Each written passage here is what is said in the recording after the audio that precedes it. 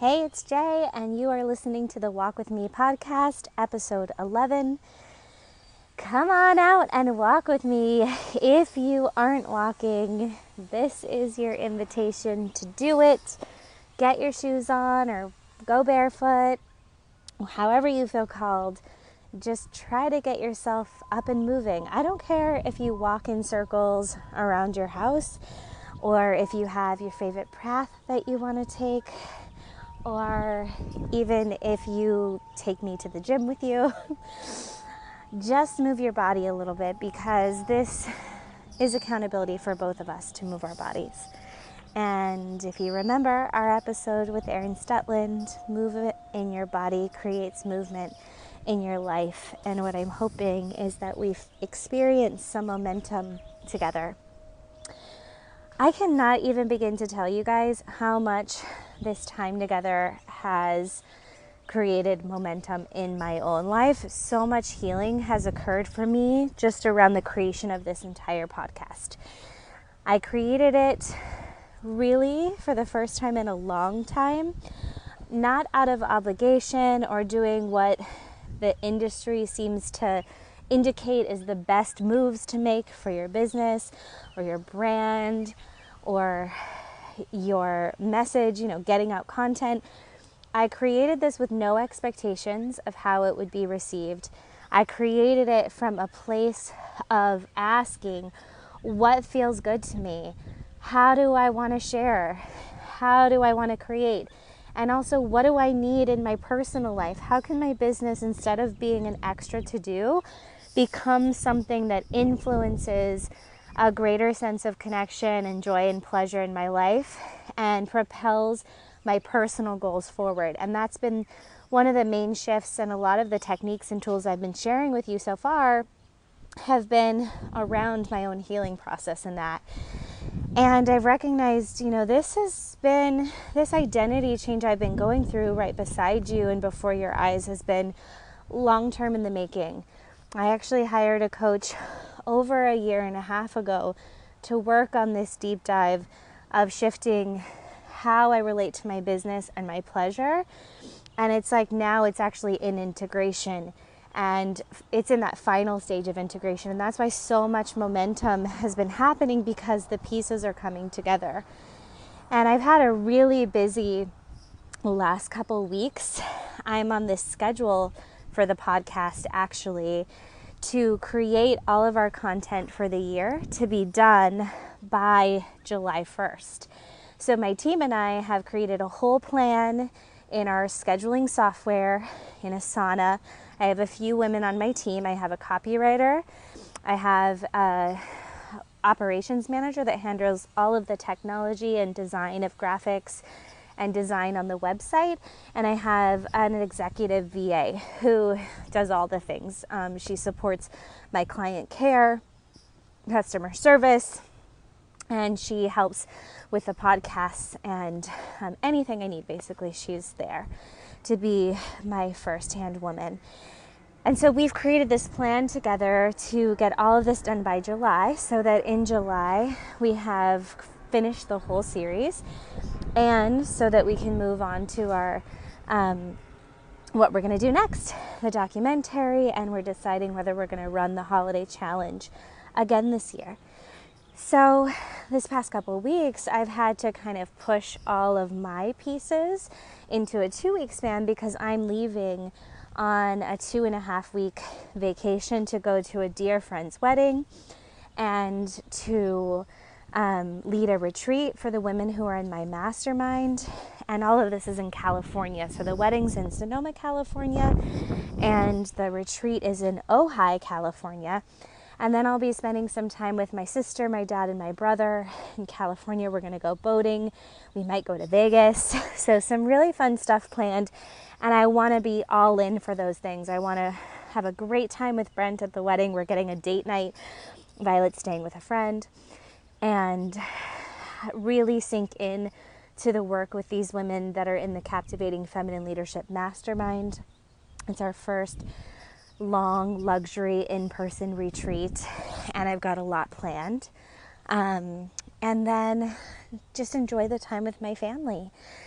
And this stage of my pregnancy too, I've been feeling so good. Second trimester, so we've been feeling awesome. And we happened to rent our house out on Airbnb. It's a graduation. We have a university near our home on the beach, and the graduation takes place here, so it's a high time of rental. So we rented our place, which allows us extra income to stay at some luxury hotels and do some awesome things on our California adventure. But it added a lot more work to this week because we have to really do a deep cleaning of the house. And I want to share this profound experience I had and a metaphor around, and for any of you that feel, that ever question if your healing is a distraction from your productivity and your work, or how doing deep inner work, what a commitment that is, this metaphor will kind of speak to you. If you ever feel really messy because you're like me and you're willing to deep dive into your life, into your relationships with others, your relationship with your business, if you're deep diving just into your own personal healing, maybe there's traumas that you're aware of working through at this stage of your life. If you are becoming a coach, if you are becoming an entrepreneur, it's impossible not to heal. It's impossible for your identity not to change because you're stepping out of the box. You're redefining who you are, what's possible for you, your daily routines, and all of that is an identity change. And it requires to go through it with ease and to go through it consciously. It requires and invites you to heal, to look deeper, to redefine, to spend time getting to know the shifts that are needed to break the patterns that aren't serving you in order to get where you're going. And I want to tell you about this moment. I was cleaning out that closet. You know the one. The one that is the junk closet, the one that you put everything in that closet that you don't want to deal with right now, but that you need access to later, or you're just not ready to make the decision about whether you want to keep it or not.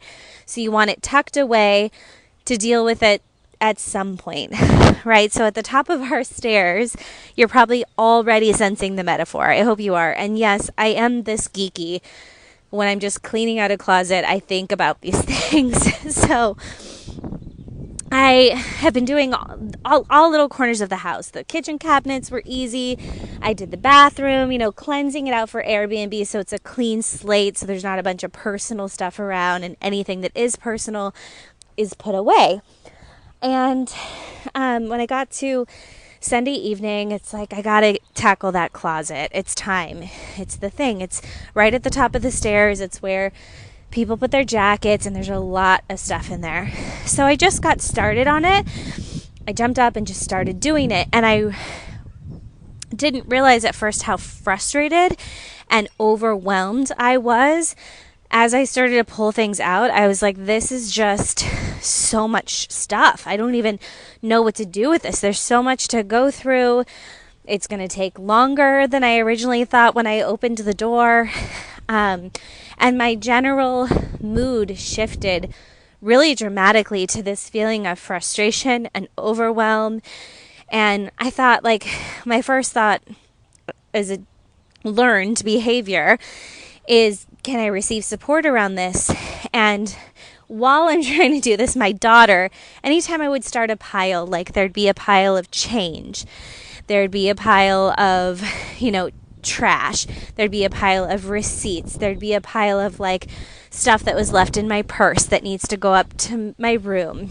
And Violet would come over and dump out the change cup that I just organized, or get into the lipstick that I found in the purse, which was another metaphor for trying to heal when you have children.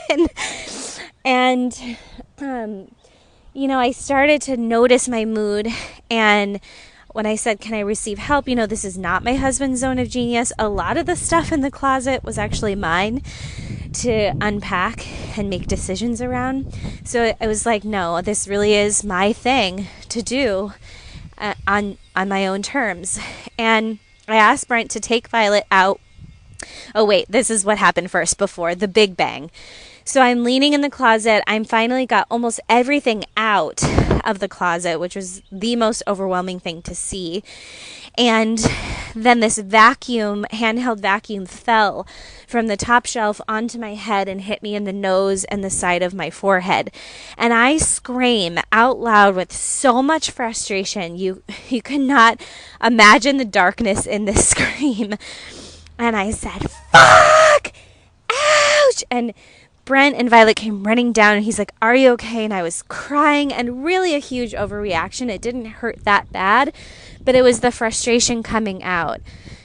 And I asked him, "You got to take Violet. You have to get out of here. Go to Starbucks. Give me, half an hour to be by myself." And I started to think about what was this about. And I thought of it in a deeper way. This is a metaphor for what it feels like when we choose to do deeper healing work.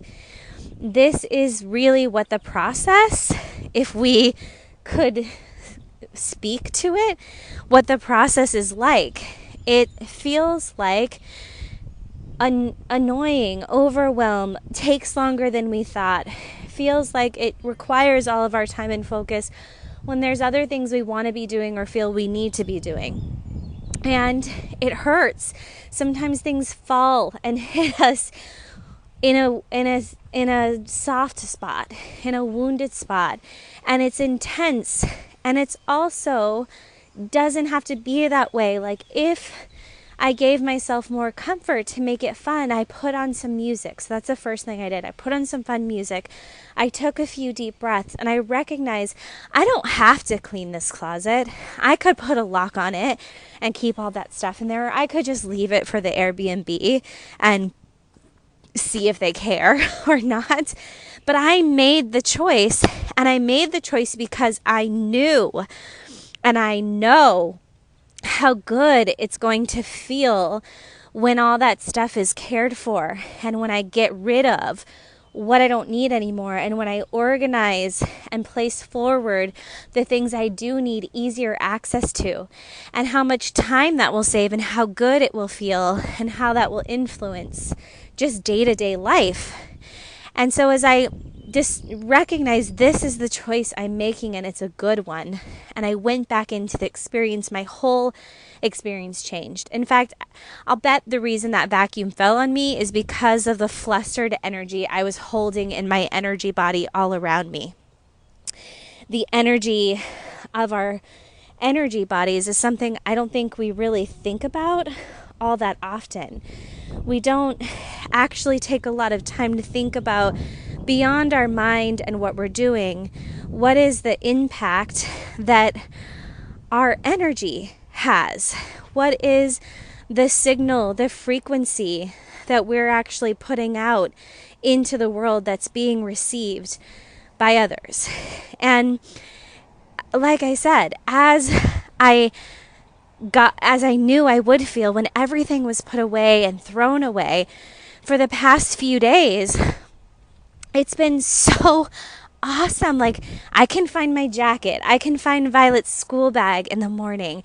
When we decided to play a board game we forgot that we had that was so much fun that we found in the process. We had all this change that we turned in, and actually had it turned out to be $200 worth of change that we'd been throwing in the closet for a long time. So more money. And this is literally, I think, a metaphor and truth for what happens when we heal, when we dig deep and clean out the closets. And also the impact that has is not just in our personal life, it is in our business. Our lives are like one long sequence of sometimes dramatic events and introductions, and our days ebb and flow with actions and reactions, meetings and greetings, and all the while we are assimilating and distributing life energy around our physical body to determine how we interact with one another. And I've noticed when it comes to starting our own business, becoming a life coach, it's really easy to get distracted either by the how-to and the growth, or our own fears and discomfort with healing. and confusion, thinking that it's a distraction, and so we should just focus on our marketing and our websites and our brand. That's going to be the ticket to that life of freedom, that dream income, the ease and flow that we so deeply desire. And I think it's more about caring for the practice of our inner healing and holding space for it. And as a result, that creates that magnetizing energy that pulls people into our work and allows us to enjoy the process and creates more ease in the creation of our business.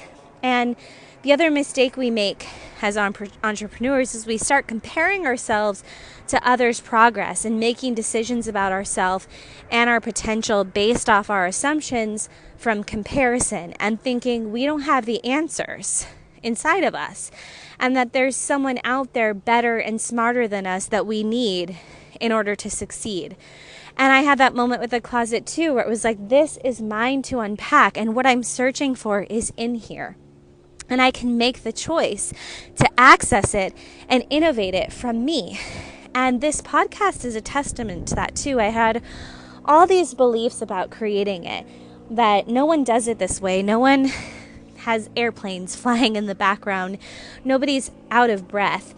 They're in perfect spaces with professional microphones and guest experts talking every week, and intros with music and sponsorships. That's the way you have to do it, right? And yet I know I have so many friends who run their business with that model and it's not working. And I didn't create this for that. I created this for a sense of my own innovation and creation that's in alignment with my personal needs first. And I didn't allow the comparing to stop me. And the best feedback I've got is that the lack of professional sound and same style and setup was getting boring of other podcasts. And our open rates have quadrupled, and our downloads of the podcast are far greater than the click-throughs we were getting from our blogs and our videos. So just being in alignment with me and my energy and what felt good has created a growth exponentially in my business without that being the expectation, because I didn't compare myself and I innovated from what feels good to me. And all of these things that we do are really about being afraid to leave our comfort zone and to admit that we do have the time, we do have the resources. We just have to believe that we're worthy and capable. Or we recognize that some of the fear comes from recognizing that in order to become a coach, we're making this choice to deeply heal. We're making a choice to be kind of constantly cleaning out the closets, so to speak. The closets that some people might avoid cleaning, that they never get to. And the choice is ours. The responsibility is ours, and our truest mission is to find a way to walk in centered and complete sovereign wholeness, believing that we're capable of handling that. And all of these thoughts, wherever you land in the spectrum, are energies.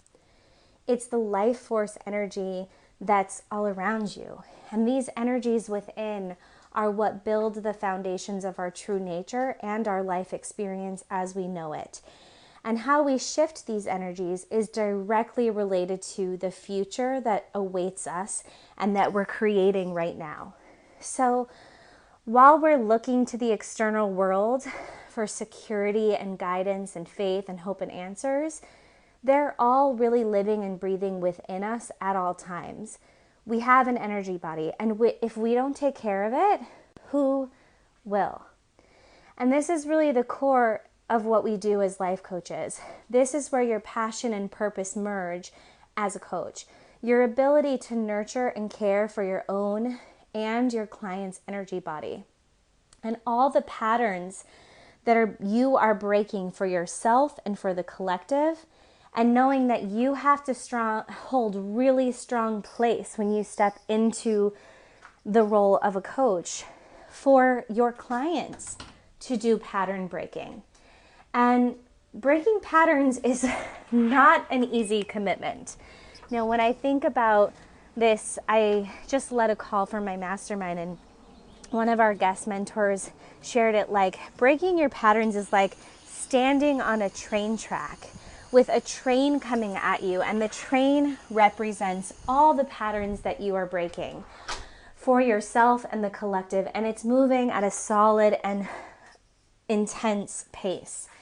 And that train, the only way to stop it is with the fierceness and trust and worthiness of your heart. So this is really the core of the kind of intense space you're holding, stopping that train for yourself while supporting a woman who's standing on her own track, or a man, whatever your clients are. There are many different energies flowing within us and communicating with each other on a daily basis. And these different centers of our being are crossing over with energies of other people and other energy forms in our world. They're dancing and influencing all of our interactions on a moment-by-moment basis. And these invisible energies are forever intertwined and weaving by our simply being in the same room as someone else. So on the surface, our eyes and mouths may well be doing the obvious communicating, but it's the powerful undercurrents of our unique vibrations that are pulling our strings on a deep bioenergetic level. You might notice this in scenarios when you're drawn to someone or a place without knowing why, but you feel you already know them, or you must be there, or they just radiate something in a room full of crowded people and you're drawn to this person. This is true for all of us in some way. You're here listening to this podcast because you're strongly guided to be here, and we are connected, and you feel the work I'm doing in my energy body. And there's something about that resonates deeply with you. And I want to refresh and renew your devotion to your own healing so that you can remember that this time that you're using to lean in and to heal and be devoted to your craft and your dream and your feminine evolution as a light being, as a goddess, as a leader. If you're leaning into that journey, it will never fail you in creating success externally. And you may remember clearly or not clearly why we've been drawn together, but it's based on quantum physics. The fact that everything in the universe consists of vibrations and energy. And that energy work, when we gather around people who are doing that work, is so potent and powerful, which is why in-person work is one thing I've been talking about the podcast.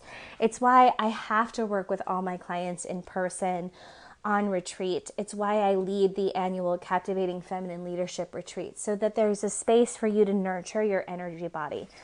Like I said, when you do, it's captivating. There's nothing you have to do. You magnetize those who are called to be a part of your mission and your work toward you.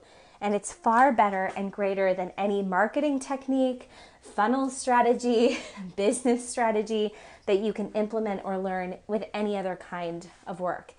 So your healing is healing your energy body. Your energy body is connected to all things. All things are a vibration. And when you give yourself the space to be in receptivity and you cultivate practices, especially in person, this is the best thing you can do for sharing your work in the world authentically and openly. And it's the best thing you can do for your business. So I hope this inspires you to know that it is worth it. The time you're putting into yourself, the time you're putting into your healing, however messy your closet feels, however many bumps on the head that happen when we're going through an identity shift, or what I like to call a consciousness crisis, when our level of consciousness is changing, when we're becoming wiser, more full beings. We go through 3 stages. We go through the stage 1 of complete chaos. Stage 1 is recognizing that something is about to change, that we need to do something. It's like the moment of, okay, I'm going to go and tackle the closet. And it feels like we kind of have something to do. It's initiation, right? It's an initiation we can't avoid, something we feel called to. Stage 2 is that consciousness crisis. It is a free fall. It's that moment when all the shit is unpacked from the cabinet, the closet, out in front of you in a big mess and you're not sure what to do with any of it. There's nothing to hold on to. It's overwhelming. The only thing to do is to allow yourself to be in the chaos, to let go of control and perfectionism, and to somehow enjoy the free fall, because it's only a stage. And stage 3 is when you are like a newborn fawn and it's wobbly. Your legs don't quite work. You try, you fall over. You don't know the world so well. You're looking through all this stuff and making decisions and starting to put some things away, but it's a little wobbly and it's not quite organized and clean yet. And the final stage of moving through a consciousness crisis and an identity change is when things get organized and you get into a new flow and you get into this unconscious, competent, powerful part of you that has changed and shifted.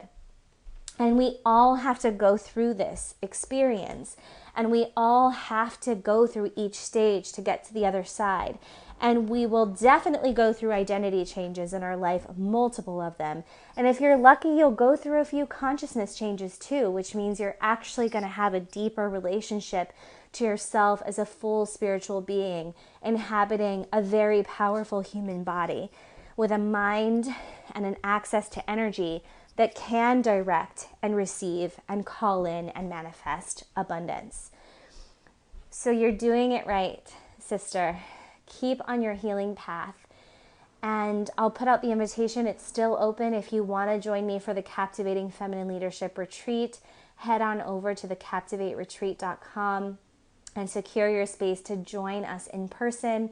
Work on your energy body, your business, and your healing together with me and a powerful group of women leaders from around the world. I hope to see you there. If I don't, I'll see you next week in our walk. I've got some more juicy things planned. Thanks for walking with me today. It's been a gift and a pleasure. And I hope that you feel more confident and have more fun cleaning out your closets.